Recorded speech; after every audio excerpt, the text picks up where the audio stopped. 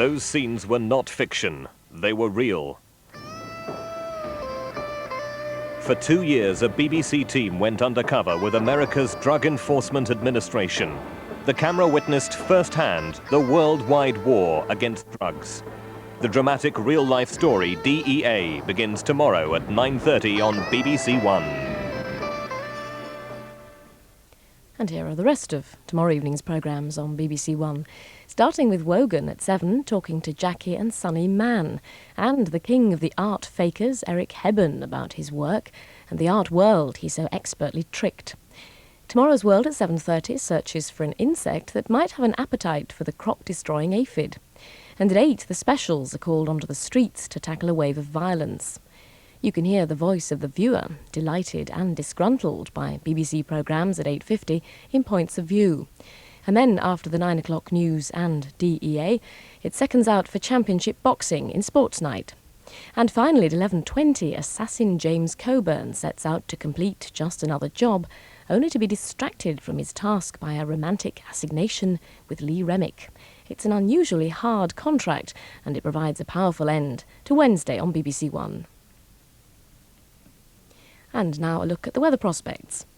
The north and east of the country will be affected by wet and blustery conditions overnight, with winds touching gale force at times in the north of Scotland, and some places having as much as an inch of rain.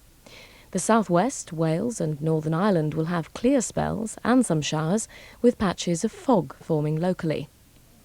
The rain will clear away only slowly from the east of the country tomorrow, to be replaced by showers later in the afternoon.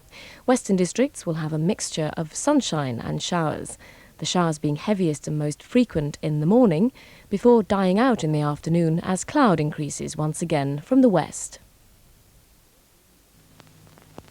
Well, Kerry, not saying hello to me then? She's not quite herself today. Oh? Show Mrs. Green what you did, love. Oh, how did she do that? Well, it was yesterday evening. We had just a few fireworks for the kids. I thought we were ever so careful, but there's always something you forget to tell them. How did it happen then? It was a sparkler. You wouldn't believe it, would you? I mean, really. It wasn't as though the children were on their own. I was there. I did the lighting. And I took good care they were holding the sparklers properly at arm's length. Not dancing around, waving them and poking each other's eyes out. So what did happen then? Well, I ask you. When the sparkler's finished, back she goes and tries to pick it up. It may look cool, but it's still red hot, isn't it?